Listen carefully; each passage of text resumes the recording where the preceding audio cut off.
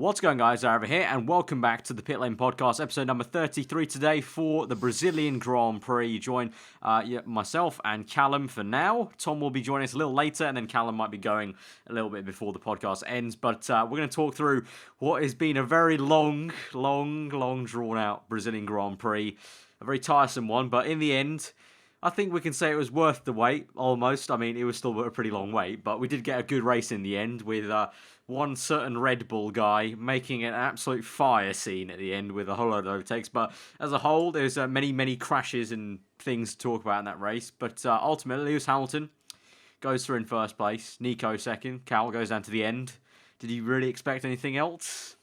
Well, it's what we asked for. We said in the last podcast that we want a bit of rain. Someone tweeted me that or reminded me that, but maybe not that much rain. I was saying like 2012 amounts of rain where it was slick inters, but still, we still got an incredible race, albeit quite a few laps behind the safety car, quite a lot of time spent in the red flag period, because obviously that race was, I think, like 3 hours and 1 minute, which...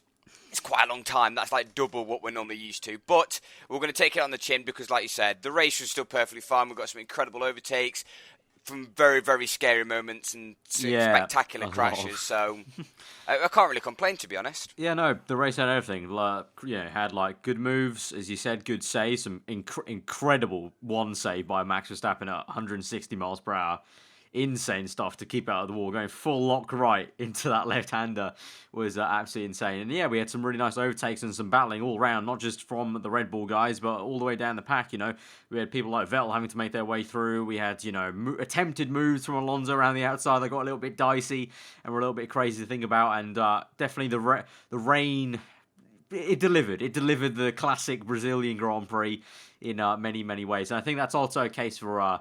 why I think Brazil would like I think you and Tom both said that Brazil as a finale race, that's why it's so good, and that's why it's imagine if that was the last race. Yeah, that was the last race. That would have been even kind of just add to the whole fact. Like if the Instead, title was decided, we've got a very meh race probably coming at Abu Abu Dhabi. Dhabi. Yeah, it's a spectacle as a spectacle, but yeah, the racing's not that great. But yeah, the race obviously we had a big period, for basically the first 2/3 of the 3 hours, just delays and red flags and safety cars, and at one point the Brazilian fans started to boo, so that was a low moment for F1 really. I think F1 really got it wrong when they put out the second red flag, or the FI I should say. I don't know why they did really, because as soon as they went out all the drivers said it's the same. It's the same. Well, we had Hamilton, I think we had the problem was I think it was a lot of contrasting opinions between the drivers. Well, because obviously, like people say, oh, Hamilton, you would say that because you've got next to no spray apart from the safety car. But then you've got Kevin Magnussen at the first restart, where he's like, yeah, fuck it, let's go racing. I'm in 17th, and I'm fine. And I think the first red flag definitely, because obviously just of all the debris, but then also, there was just huge question marks over that second red flag because I don't think it was needed. It looked like there was no difference. Like, it looked like it was absolutely fine. And I think although throughout the entire race there was always that chance of someone dropping it up the hill, I think that's just, as much as it might have been aquaplaning, I think that was just how being unlucky. But then also, I think it wasn't a good enough excuse really to then go, right, okay, let's just stop the race completely because there's an off chance that someone might go off here. Yeah, like always in heavy rain, there's going to be a chance of aquaplaning, especially like a track like Brazil where it's like a carved out kind of little shell in the hill. It's always going to collect some water then. We've seen from past races, even going back to what was the really long race, the longest race we've had, all the way back to Canada. I remember Massa dropping it, aquaplaning there just after turn 2 in his Ferrari. So, aquaplaning is just there always. We've always seen it. It just seems like in the V6 era, aquaplaning, obviously after what happened at Japan, they take aquaplaning just a bit too cautiously, in my opinion. Like, it's always there. It's always been there. But in the V6 era, ever since Japan, it's just been... You know what made me laugh? Was the huge amount of hate that Ted Kravitz got when the moment he mentioned his name. Ted Kravitz had to piss off with that. Like, there was so many different... It was just... It's just not the time and place, and also it's not really a valid excuse in my opinion anymore. It's aquaplaning is part and parcel of wet racing. It just happens sometimes. Yes, if the track's completely undrivable, fine. But if it's like aquaplaning in one place, I think it's pretty logical that, okay, if you're really scared about it, you go lighter in that part of the track and you just go really tiptoeing. Obviously, there's a bit of bad luck. That's also what we like to see. We like to see the fact that wet is a bit of a pot luck in that sense. Yeah, well, and obviously it did create quite a few anxious moments among F1 fans. We had plenty of them. I think the first one was Vettel, obviously dropping it. Well, no, the first person actually was Romain Grosjean. Well, Grosjean didn't even make it to the grid. Didn't even make it to the freaking grid. Mad thing. That was hilarious. I couldn't believe that. It's just his look on his face is just like, he must have sat in that car and gone, "What have I done?" I think the last person to do that was I think it might have been Lucas Di Grassi in Japan.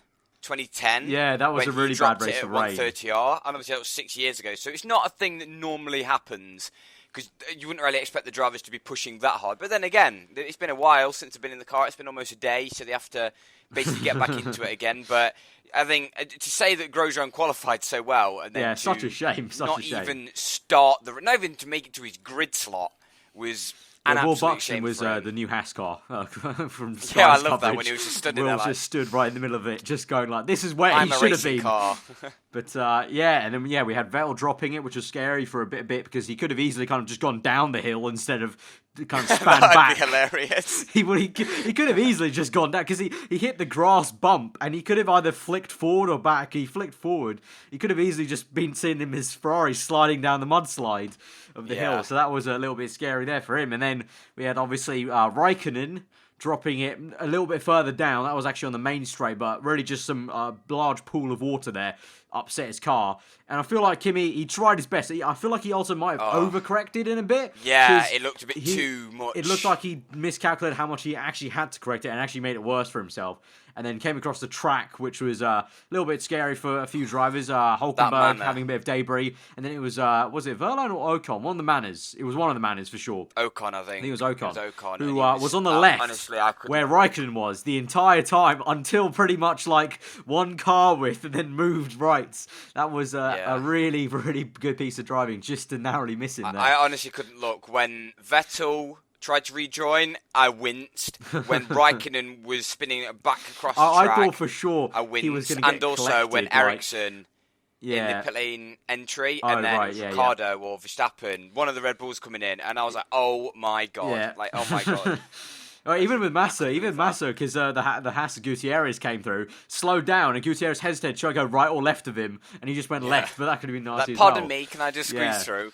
But yeah, I really thought Raikkonen would have got collected like Hulkenberg did in Singapore, because he went right across the track, but yeah, lucky in that instance, and lucky in all the others, really.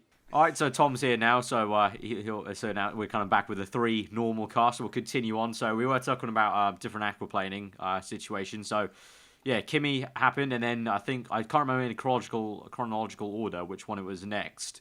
I think it was... I know it was it went Grosjean, Vettel, Ericsson, Raikkonen. I Right. think it was Massa, wasn't it? Oh, Massa no, then Massa. Massa was a bit later on. There was plenty, put it that way. Yeah, there was plenty of moments. There was Alonso on the restart as well.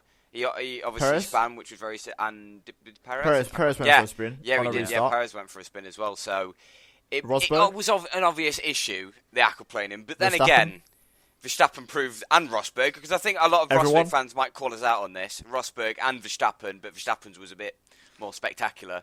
Verstappen's was higher up the hill, so he's going a little bit faster. But it was at the same sort of place. But it was insane. Absolute madness. Insane. He did it looked like he did like the F1 2010 sort of locking up to stop the spin. Or 2012, yeah. His tyres did kind of stop literally spinning on track when he turned it left and he was trying to go opposite lock right. But that was clearly an issue, but still, that second red flag I felt really definitely wasn't needed. But after that, after all the stupid waiting around and then, the safety car for a few more laps and they got underway finally, then we started to get a bit more of an exciting race. So obviously, we had the Red Bulls having very good pace, but they were on inters, crucially, so they had to go onto the wet tyre, which at the time, many people thought, okay, they're shooting themselves in the foot. But Verstappen showed some just insane pace, and Ricciardo, unfortunately, was only dwindling down in 8th, where Verstappen finished third place.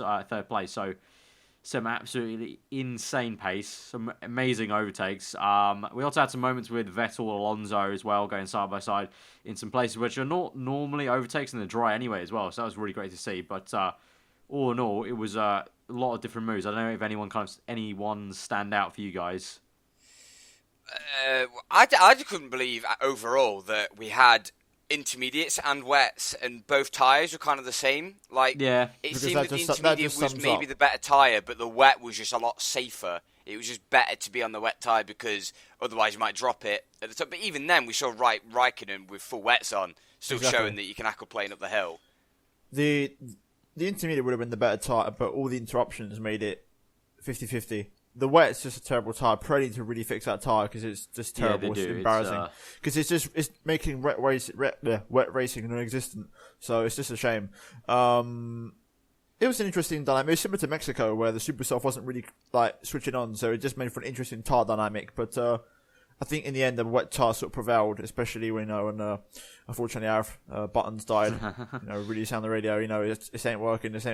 Yeah. And both of the Red Bulls. I think even the Mercs were surprised when talking to Verstappen in the little podium room. They were surprised, and Hamilton was going on to Max when he was talking about going into. He's like, "Nah, man, it was always wet. There's no point going on to there." And the fact that they were gaining time, like you said, in like little pockets because of the restarts, though, and just also the fact that the pools of water around the hill on the final few corners just never went away. So that was always the area where they were losing some time. But it was a lot surprising though. It was a lot like 2012 in that way. It was a lot like 2012 in that way. A bit of a random just sort of diverting off course, but I just want to know because obviously I've joined the Skype call late. What would you give that race out of 10? If there weren't all the stoppages, I would have given it like a solid 7 or 8. But it dragged on so much. So for me, it wasn't. I'd give it a 6.5. It wasn't fully worth the wait for me because I feel so tired now after waiting for that long. Exactly. I don't think it was a great race. And to be honest with you, I'm very mixed right now. I loved. This is me saying this. I love Verstappen this race. Like, fair play to him. I was just number one fan hat on. Respect. I don't have a problem with the guy. I like the guy. He's an incredible racer. I just have a problem with his attitude, thinking he can't do no wrong. That's the only problem I have. But today he was just absolutely incredible. But at the same time, it's like we got to the end of the race. I was like, it was still a Mercedes 1-2 though. It's like, but that was just Red Bull. You kind of got to blame the Ferraris on that one, I think, and Red Bull for the strategy. No, but yeah, I'm not like putting blame on it. I'm just saying as a whole, it's like if there's ever a race where it could have been a bit of a difference, it was like this one. I think the issue was after Red Bull pit. Hamilton's got a nice gap to Rosberg, so he's not going to really push or care, so he's going to take it tentatively. And Rosberg had a big enough gap after Red Bull pit that he could go tentatively as well. So the issue was really that both of them are in the title fight, so they literally just did what maybe Prost would do, take it carefully and just do what needs to be done and don't really go for it. And just, I think bring it home. I think that's the problem. It's just the fact that obviously Raikkonen binned it, Vettel binned it, but carried on. And then just different strategy calls where obviously the Red Bulls pit, drop themselves back in the field, and then the whole switch between inters and wets, because obviously the FIA really didn't help themselves with the whole drying the track thing when there was like, oh yeah, let's put the safety car out, dry it out a little bit. And then let's have a red flag again. What's the point in that? That's just pathetic. And the thing is, when they all go, "Oh yeah, they clear 60 litres per second," that's at racing speed. You know what they're going to do? Trundling around behind a safety car, which, quite frankly, Burt Marlander might be driving as fast as he can, but it's still not quick enough. And did you see Mark Webber's tweet where they say that maybe they should put it in some sort of virtual safety car sort of thing where they're driving at 60% rather than 20%? Where they can, at least they're not pushing the limits, but they're clearing more water than what they would do if they was behind the safety car. I think what could, something like that would be, because obviously I think the problem with that would be the cars would be very close to one another to the point where you'd just be like, why don't we just let them race now? So maybe if you want to really clear the track like that, maybe just have, instead of 10 car lengths, make it 20 or 25, so you have equal spacing between the cars, and they're all just working like hoovers to quickly clean the track in 2 laps, and then you can all go, okay, Hamilton, slow down, bunch up, as if you're restarting from a normal safety car, exactly, and then go. Like that. maybe. Well, into next year that they're doing the standing. Yeah, from next year, it's very, very good. That they're going to do standing starts after the safety car comes in, which is going to be absolutely great. Yeah, but it doesn't necessarily mean the safety car won't be out until into this period, if you know what I mean. So I don't mind that though. I'd rather have a standing start on Tom, the thing is, it doesn't matter because they'll still do the standing start on wet tyres. Yeah, but that's the whole problem about this whole. Yeah, they might do a whole lap. Why are they doing it behind the safety car? They might do a whole lap and come in. Yeah, but they'll still do a standing start. I'm just saying that it's still going to cut out the full wet period, which is. I don't think many people care though. I don't think it will depend on the tyre. Depend on the tyre. Like if they actually improve the tyre. As much as we kind of slated the FIA, right? I think there's probably the safety car start was probably the best option, just because they didn't really have the experience going up the hill, and I think it would have been best just to clear off a little bit of work. We saw, even at racing speed, Massa proved it. A lot of cars proved that even at racing speed, Verstappen, Rosberg, it's still going to happen at racing speed. So I think just clearing that initial bit of water, just to remove it, and then start, I think that would have been the best way. I mean, my reasoning for all the safety car start being a good thing is because I got home late from work, so I got to watch the start. So that was it was a blessing in disguise for you. But thinking about me working, so good idea. I don't know. After today, today's just sort of like hit me in the head. Today, I've got to the conclusion. I totally respect FIA's decisions from now on in terms of what they do. I honestly couldn't give a crap. Fact of the matter is, we're still going to have this constant debate about these conditions until Pirelli decide to actually produce a wet tyre. So yeah, no, that is a big factor. The fact that these tyres the wet tyres don't seem to clear. If there was a full wet tyre, there'd be no problem. Simple as that. So there you go. Well, a lot of people are pointing fingers towards the actual car design, saying that there's too much focus on the downforce being created through the floor. And obviously with water, that just brings the debate of should we keep Parc Ferme if we know it's going to be a full wet race? Because the amount of raising ride heights I heard on Twitter was actually quite ridiculous. I was like, is this the thing? Like I know the wet tyres naturally raise the car up, but do Pirelli need to alter that? Will the wider tyres next year actually help that? Obviously more contact patch, but if the car's getting lifted up like a canoe, then there's no point in having. They can have like as wide a tyres as they like. They're still going to be floating across the surface. We can sort of speculate about various reasons as to what would make it better. But in the day, I think it's just like I said, they have to actually make a wet tyre that works, and that would actually solve the issue. So I've sort of that's why I'm just deciding. You know what? Whatever the FIA say, fair enough. You know, if the drivers complain, whether some say let's race, some say don't race, whatever, man. It's just. The wet tyre's not ready. It's just not good enough, and that is it. Because otherwise we would see wet racing. Yeah, I know, but I don't understand why it's not getting addressed. Because it's ruining a potential for a decent race, you know. And I think it has to wear more. Like today, a no-stop race is just not my cup of tea because that's just shit. So then again, I think that's the tricky situation. Flag. It's like asking, okay, clear all the water, but don't wear out very much. But I think that's the nature of a wet tire. It's meant to be the most durable thing in the world. It's meant to go literally the entire race long. We've only got 3 sets of wets for the entire race weekend. Tom, if they were wearing out as quick as slicks do. But at least for a one stop.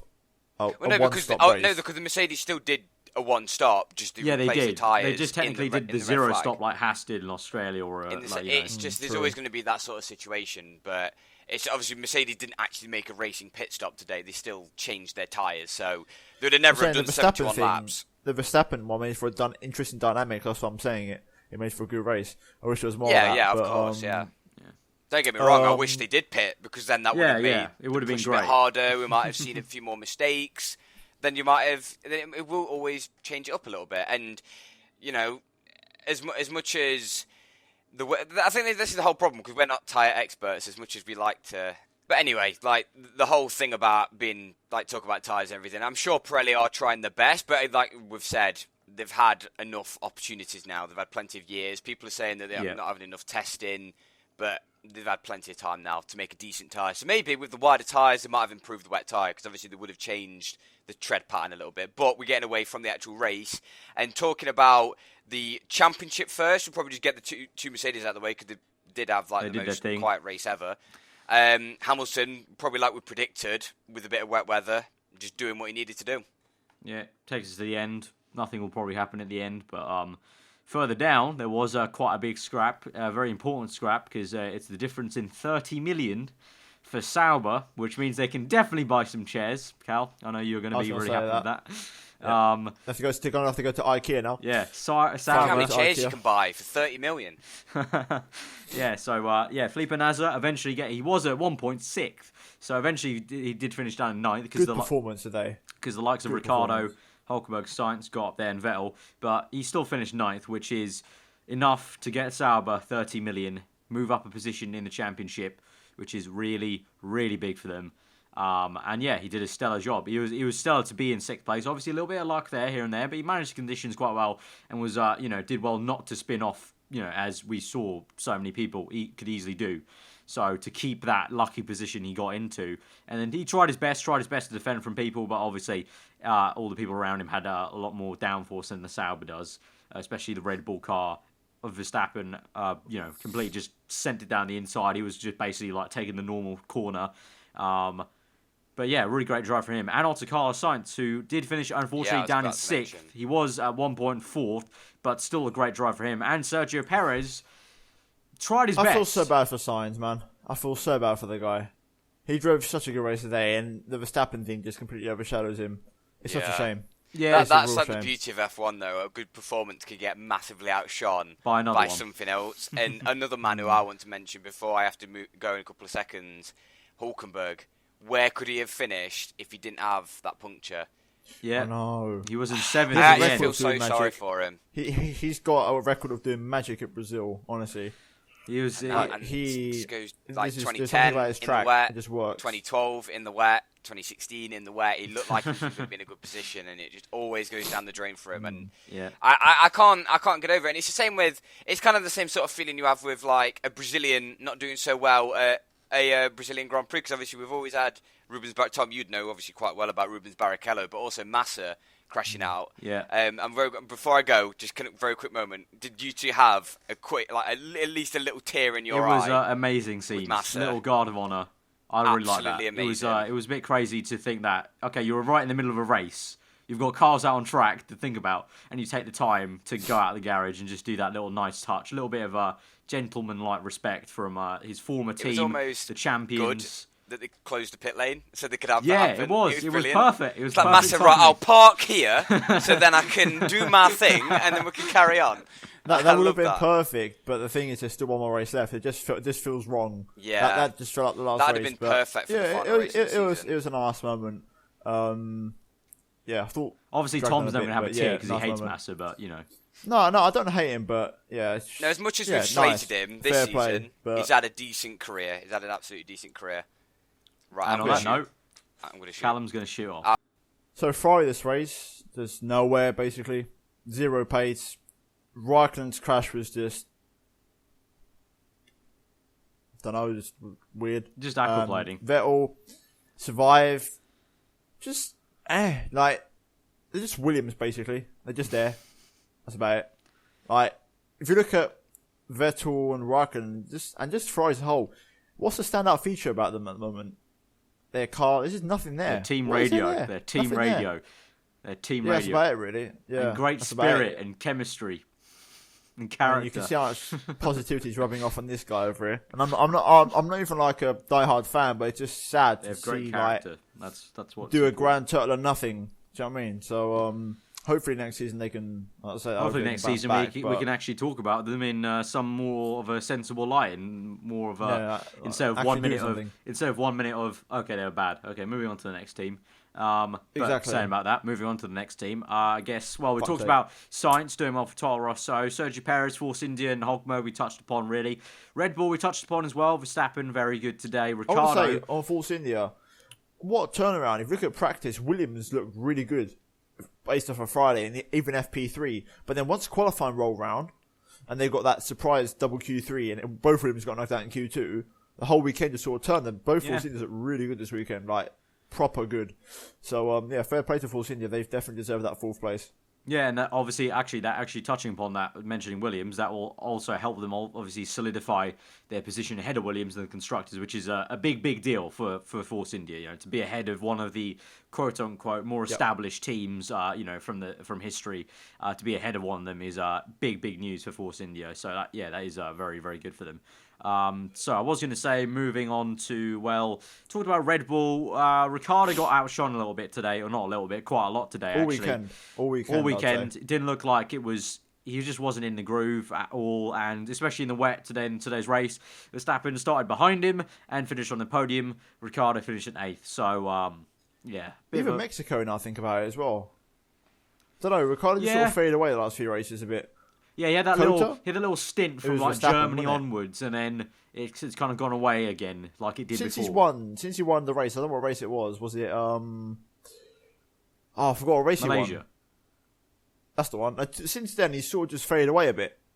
Just sort of drifted into the background of Verstappen, sort of got the measure of him recently. So, I don't know.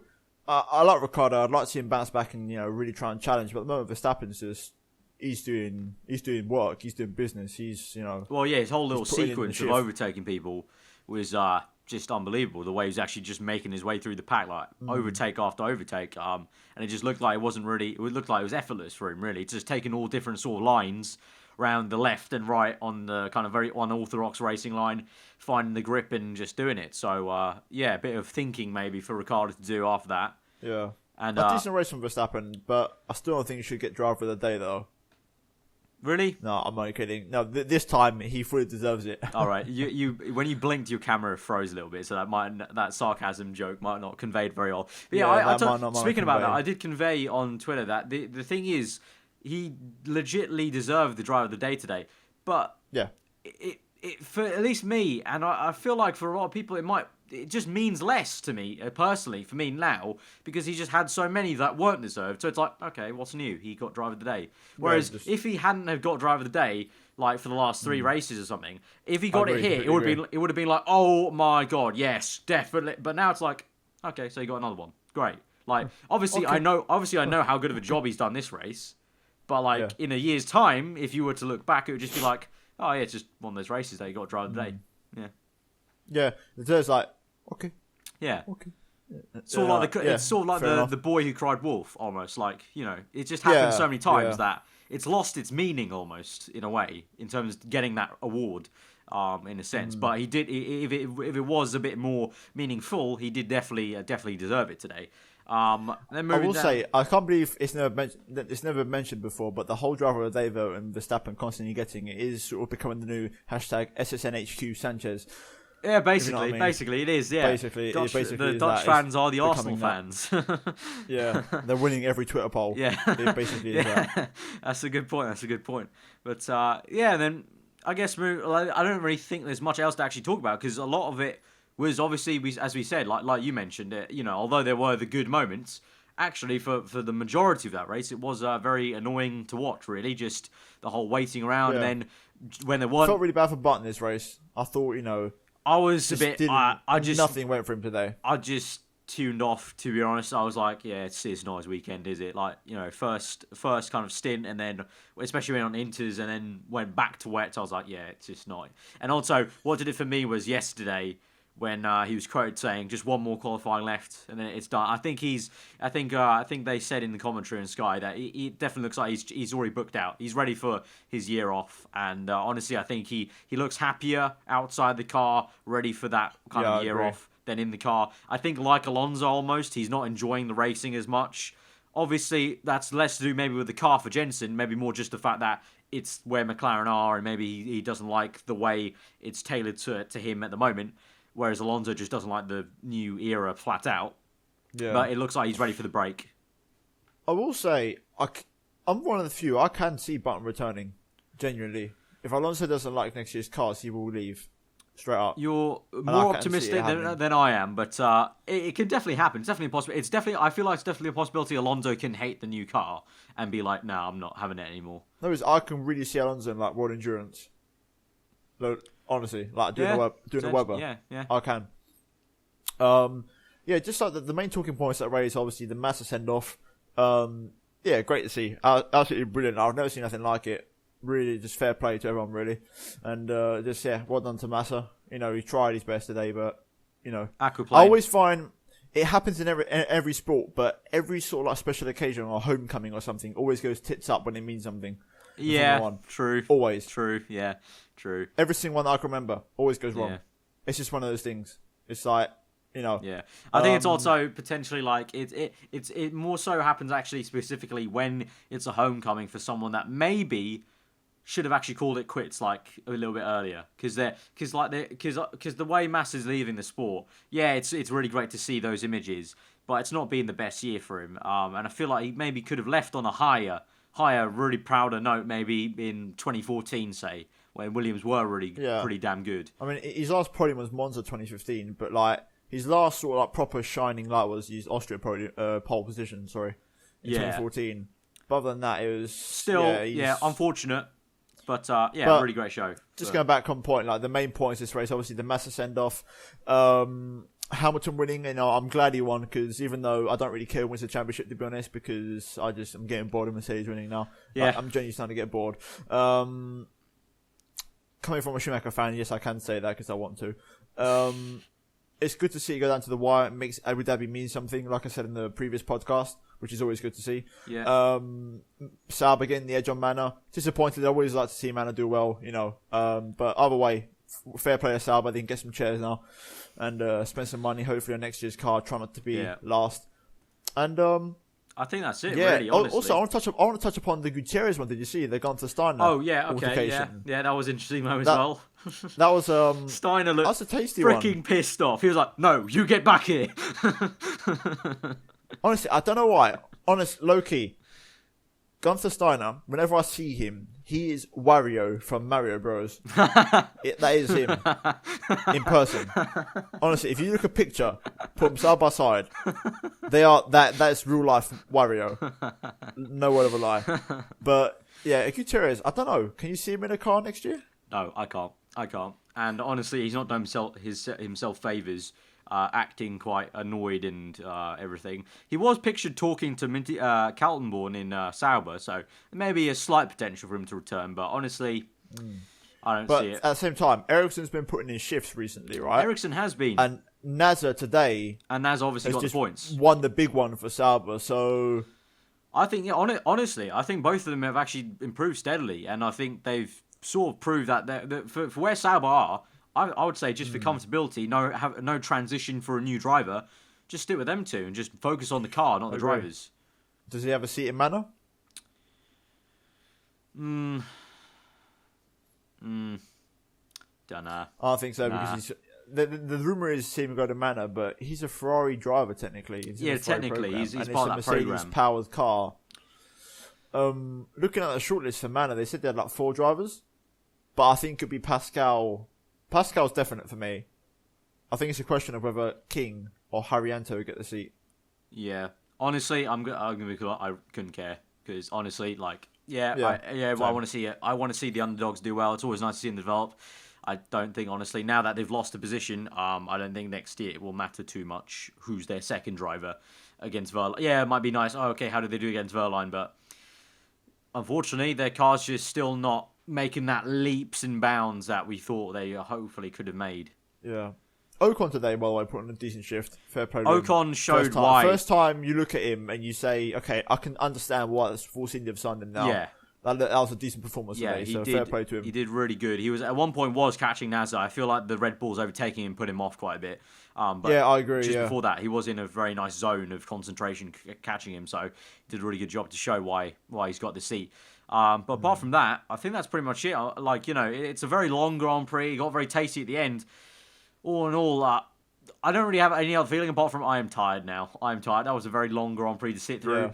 Yeah. Halfway through the safety car period, I just kind of gave up, put the F1 on. It wasn't quite Canada 2011. It wasn't the same sort of like it was good at the end. It wasn't electric enough with overtakes all the way down the field to make it like the same sort of thing. Because it was really just Verstappen making his way through and Ricciardo and Vettel making one overtake or two.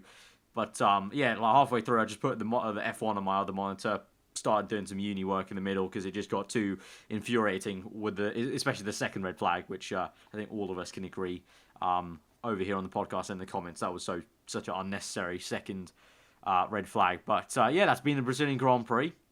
That's been this podcast. If you have enjoyed it, leave a like. Let us know what you thought about any of the stuff we talked about in the comments below. And you're to subscribe to this channel for the podcast. Check all of us out. Links above our heads and also links in the description to the channels. But yeah, I hope you guys enjoy the rest of your Sunday. We'll see you guys next time. Goodbye.